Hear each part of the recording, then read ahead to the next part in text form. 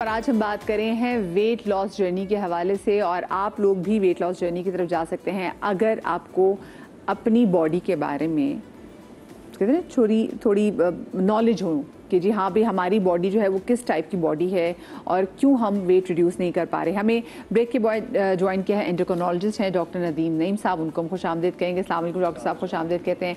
हमारे साथ रिजा हैं जो कि ट्रेनर हैं और साथ में हमारे अलीना फातिमा है। अलीना फातिमा मारूफ इन्फ्लुएंसर भी हैं, पहले भी हमारे शो में आ चुकी हैं और आज भी हमारे शो में आई हैं और ये भी वेट लॉस जर्नी की तरफ जा चुकी हैं। अस्सलाम वालेकुम। वालेकुम सलाम। कैसी आप? ठीक ठाक हैं अल्हम्दुलिल्लाह। आप बताएं कैसी हैं? बिल्कुल ठीक। अच्छा, सबसे पहले तो अलीना मैं आपसे जानना चाहूँगी क्योंकि देखिए हम अब जिस दुनिया में हम रह रहे हैं और क्योंकि सोशल मीडिया पे हमारी प्रेजेंस भी बहुत ज़्यादा ज़रूरी है और सोशल मीडिया पे हर बंदा जो हमें देख रहा है वो हमसे मोहब्बत नहीं करता। बहुत सारे लोगों को हमसे बिला वजह की खार भी है, चाहे वो हमें जाने या ना जाने, तो वो लोग आके नीचे हमारे कमेंट सेक्शन में बता देते हैं।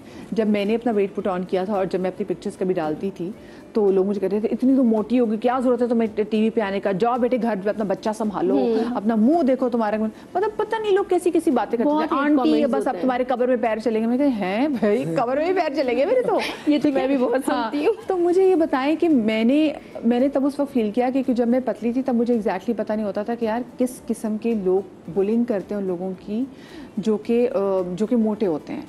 और उसके बाद जब मैं उस फेज में गई, मैं जब मैं चबी हो गई तो मुझे अंदाज़ा हुआ कि यार बहुत लोग बहुत जुल्म करते हैं। शुक्र है मैंने कभी नहीं की थी। लेकिन आप मुझे बताएं कि आप इस फेज से कितना गुजरी, आपने वैसे कितनी बुलिंग बर्दाश्त की? मैं तो बचपन से अब तक नहीं, आज तक मैंने फेस ही कर रही हूँ। लोग मुझे जीने देते ही नहीं है। मतलब like I was happy that मैं मोटी हूँ, proud to be chubby. But अब मुझे ऐसा लगने लगा था कि नहीं अलीना, अब तुम्हें चेंज करना पड़ेगा खुद को, क्योंकि मैं बीमार बहुत ज़्यादा हो गई थी। मैं मतलब सांस नहीं ले पाती थी नॉर्मली। मुझे जॉइंट्स पेन स्टार्ट हो गया, मैं एक प्री डायबिटिक पेशेंट हो गई, मैं डिप्रेशन पेशेंट बन गई। और जब मैं रिजल्ट से मिली उससे पहले मतलब मैं ऐसी थी कि मैं फर्स्ट फ्लोर मेरा फ्लैट है, मैं वो भी नहीं चढ़ पा रही थी। और जो कमेंट्स थे उनकी वजह से मैं मज़ीद डिप्रेशन में जाती थी कि मैं भी न्यूली वैड हूँ, 6-7 महीने, आपको पता है। तो वो पहले ट्रोलिंग सिर्फ मेरी हद तक की थी, अब मुझे और मेरे मियाँ को दोनों को लपेटा जा रहा था। माँ बेटा सबसे ज़्यादा मुझे इस कमेंट मुझे बुरा लगता है। और आपकी जब शादी हुई, क्योंकि आपके हस्बैंड जो है बड़े पेटीट से हैं, बहुत तो उस पे भी आई रिमेंबर जब आपकी मंगनी भी तो आप आई थी तो तब भी लोग काफी ज्यादा ट्रोल करते थे। ट्रोल तो और आपकी शादी पे भी मतलब बजाय कि लोग मुबारकबाद देते, मुबारकबाद से ज्यादा लोगों ने आपको उस पर भी ट्रोल किया। मतलब लोग खुश नहीं होते कि यार एक बंदी है शादी हो गई, वरना यूजुअली होता है मोटी इसकी शादी नहीं होगी। मतलब एक अच्छी हैप्पीली मैरिड लाइफ में अल्हम्दुलिल्लाह गुजार रही हूँ। शादी तो लोग ब्लेसिंग्स नहीं यार 2 महीने नहीं चलनी, ये नहीं होना, छोड़ देगा, मियाँ का दिल भर जाएगा। लाइक मैं कहती थी कैसे कोई इस तरह की बातें बोल सकता है। तो हेट कमेंट्स तो मुझे इस हद तक आते हैं कि मैं कभी कभार कहती हूँ अम्मी यार सोच नहीं रहे, और करने वाली ज़्यादातर फीमेल्स हैं।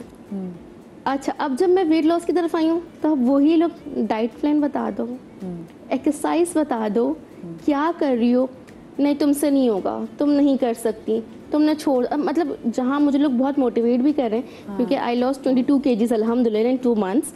और वहाँ कुछ लोग कह रहे हैं इससे नहीं हो पाएगा, ये कर ही नहीं सकते। मतलब आप ये देखो कि कोई अपनी लाइफस्टाइल चेंज करना चाह रहे हैं। हम साथ में आपकी दिखा भी रहे हैं, जो पहले ये आपकी हम वीडियोस भी शेयर कर रहे हैं जिसमें आप एक्सरसाइज भी कर रहे हैं। और अच्छी बात है कि आप प्रॉपर दिखा भी रही हैं कि हाँ भी आप एक्सरसाइज भी कर रही हैं। तो मैंने स्टार्ट किया तो मैंने होम वर्कआउट किया। मैं पूरे 1 महीने तक जिम नहीं गई क्योंकि मैं बहुत लेजी हूँ, मैं नहीं जाती थी। 1 महीने बाद रिजा ने जब मेरे पास आई मुझे पहले कहा था कि अलीना 1 महीना मैं तुम्हें करवा रही हूँ घर पे, अगले महीने तुम जिम में हो गए, नेक्स्ट महीना मैं बाकी में जिम में मौजूद हूँ। अच्छा, हस्बैंड ने कभी कहा अलीना के वजन कम करने की जरूरत है? नहीं, उसने कभी वो उसको ये कि तुम्हें मैंने मोटा पसंद किया तुम ऐसी मुझे पसंद हो, अब जो करो तुम अपने लिए करो, मेरे लिए नहीं करो। और ये तो शुक्र है आपको यहाँ से। हाँ, ये बड़ी ब्लेसिंग है कि आपके मियाँ को प्रॉब्लम नहीं थी और उन्होंने जबकि वो 50 kgs हैं और मैं जब मैंने स्टार्ट 141 kgs थी, मतलब 2 गुना ज़्यादा।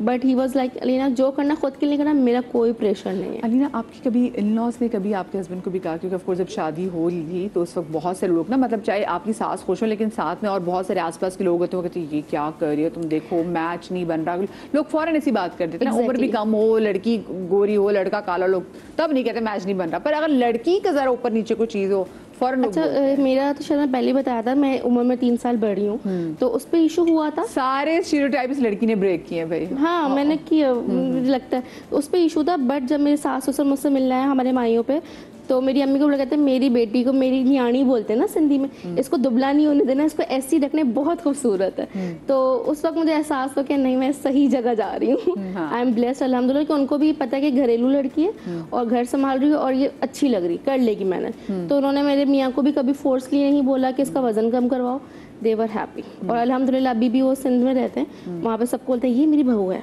ये मेरी बहू है। ओके ओके अल्हम्दुलिल्लाह अल्हम्दुलिल्लाह।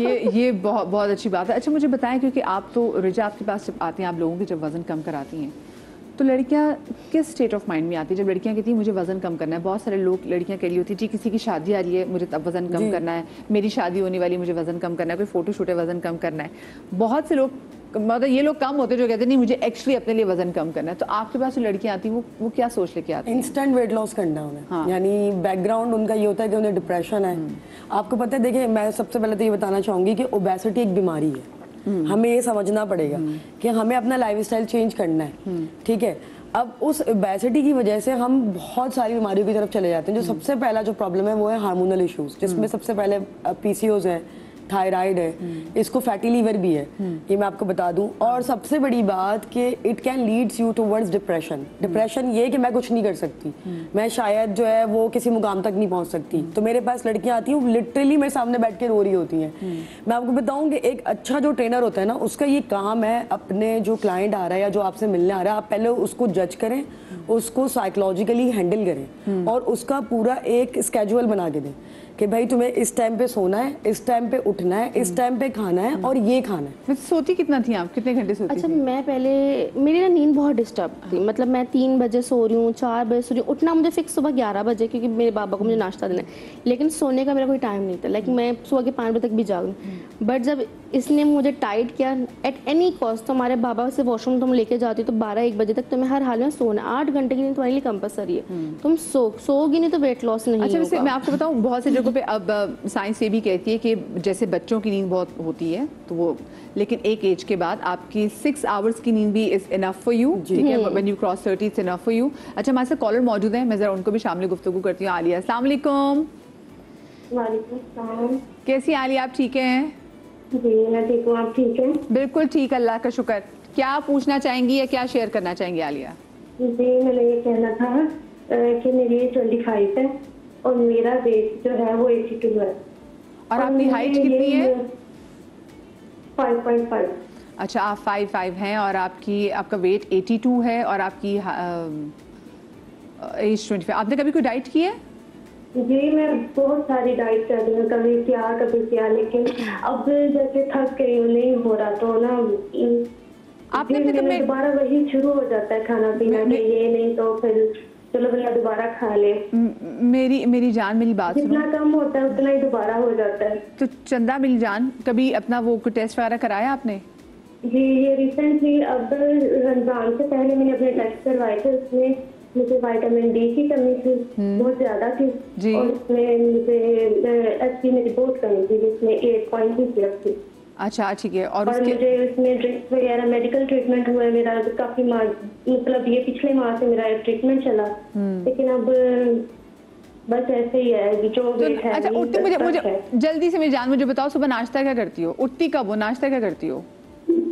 मेरी सोने की रूटीन पर मुझे नींद का इशू, नींद आती नहीं है। अच्छा। और जो मैं अर्ली मॉर्निंग उठ जाती हूँ। मेरी बहन है, अंडा ब्रेड, ठीक है, अंडा ब्रेड ठीक है। जी दोपहर में सैलेड ले लिया या कुछ दही वगैरह ले लिया, कुछ इस तरह हल्का फुल्का।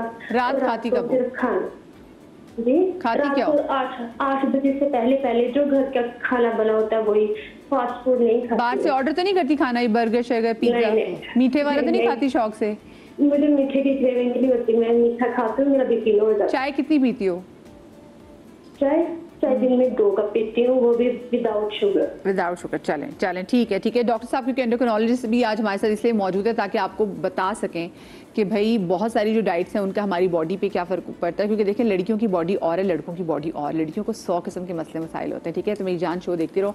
डॉक्टर साहब विटामिन डी की इनको कमी है, मोस्टली लड़कियों को होती है, HP लेवल भी इनका जो है वो 8 है और वेट इनका 82.55 इनकी हाइट है, 25 साल की उम्र है। जो भी बता रही हैं, अगर वो यही खा रही हैं तो आपको क्या लगता है कि क्या प्रॉब्लम हो सकती है इनके साथ? देखिए प्रॉबेबली वो सही कह रही है, वो वाकई यही खा रही होती है, क्योंकि हम सारा दिन इसी तरह के पेशेंट देख रहे होते हैं। वो कहते हैं कि हम कुछ भी नहीं खाते और एक्चुअली वो कुछ भी नहीं खा रहे होते। असल में ना ये एक विशियस साइकिल स्टार्ट हो जाता है। जब आपका वेट गेन होता है तो वेट गेन होने की वजह से आपकी बॉडी सेल्स की बनी हुई है, सेल के ऊपर बहुत सारा लिपिड जमा हो जाता है। अब वो लिपिड इंसुलिन रेजिस्टेंस डेवलप करवाता है। जब इंसुलिन रेजिस्टेंस होती है तो वो जो इंसुलिन जमा होती है वो फिर बहुत सारे काम करती है। वो आपको वेट लॉस नहीं होने देती, वो सारे ग्लूकोज को चर्बी में कन्वर्ट कर देती है, जिससे इंसुलिन और बढ़ता है, जिससे और ग्लूकोज चर्बी में कन्वर्ट हो जाता है, जिससे इंसुलिन और बढ़ता है, फिर वो ओवरीज में जाके सिस्ट बनाने लगता है, फिर मेल हार्मोन रिलीज होता है, फिर चेहरे पे बाल आने लगते हैं, फिर पीरियड गायब होने लगते हैं। ये पूरा एक साइकिल है, इसको तोड़ना पड़ता है। जब आप इसको तोड़ देते हो ना तो अल्टीमेटली चीज़ें वापसी की तरफ जाना शुरू कर देती हैं। अब असल सवाल ये उठता है कि इसको तोड़ते कैसे हैं। अच्छा, कल जैसे मुझे जो है कल जब इसका प्रोग्राम का मैसेज आया तो उन्होंने कहा आप बेसिकली क्या हैं, आप डायबिटोलॉजिस्ट हैं, एंडोक्राइनोलॉजिस्ट हैं? तो मैंने कहा मैं डायबिटोलॉजिस्ट हूँ, एंडोक्राइनोलॉजिस्ट हूँ और मेटाबॉलिक फिजिशियन हूँ। अच्छा, ये बड़ी एक कॉमन सी टर्म है कि मेटाबॉलिक फिजिशियन क्या होता है। जी जी बिल्कुल, क्यूरियोसिटी है ना, क्योंकि एंडोक्राइनोलॉजिस्ट तो हमें मालूम है। ये मैं इसलिए कनेक्ट कर रहा हूँ कि ये इस सवाल के जवाब से ये कनेक्शन है, ठीक है। जैसे दो तरह के इंजन होते हैं ना, आजकल गाड़ियाँ बड़ी आई हुई हैं, एक ईवी गाड़ी है और एक इंटरनल कंबशन इंजन है जो हम पेट्रोल वाली गाड़ी चलाते थे। ईवी तो बड़ी सिंपल है, उसके अंदर आपने बैटरी चार्ज किया, आगे से करंट आया और हो गया। इंटरनल कंबशन इंजन बड़ा कॉम्प्लिकेटेड होता है, उसके अंदर पेट्रोल होता है, फिर वो कन्वर्जन होता है, फिर एनर्जी होती है, फिर बहुत सारी चीज़ें होती हैं। हमारी बॉडी उससे ज़्यादा कॉम्प्लिकेटेड है। हमारी बॉडी के अंदर उससे ज़्यादा मुश्किल से एनर्जी इनटेक होती है, फिर वो एनर्जी कन्वर्ट होती है, फिर वो एनर्जी कन्वर्ट होकर दूसरी एनर्जी में कन्वर्ट होती है, फिर वो लिपिड में कन्वर्ट होती है, फिर उसके बाद वो यूटिलाइज होती है। इस सारे प्रोसेस को मेटाबॉलिज्म कहते हैं। बिल्कुल, क्या फिजिक्स है भाई, मेरे कल बॉडी। और ये जो मेटाबॉलिक फिजिशियन होते हैं ना, ये बेसिकली इस चीज़ के एक्सपर्ट होते हैं। हम जो हार्मोन के डॉक्टर होते हैं वो हार्मोन के डॉक्टर होने के साथ मेटाबॉलिक फिजिशियन इसीलिए होते हैं क्योंकि हार्मोन इस सारे साइकिल को कंट्रोल करते हैं। बिल्कुल हाँ। तो आपको अगर इस साइकिल को रनिंग, तोड़ना आपके जो हार्मोन्स है, running the entire show, exactly, खवातीन में स्पेशली। अच्छा, मुझे ब्रेक पे जाना है, जब ब्रेक से वापस आएंगे तो डॉक्टर साहब से ये बात कंटिन्यू करेंगे। ओज़ेम्पिक इंजेक्शंस, भाई हर बंदा जो है उसकी कोशिश है कि वो ओज़ेम्पिक इंजेक्शन लगवा ले, तो कौन से लोग लगवा सकते हैं अगर आपको लगवाना ही है? आज हम इस वाले से बात करेंगे और इसके repercussions we need to talk about it as well. छोटी सी ब्रेक के बाद बात करते हैं, कहीं मचा आएगा।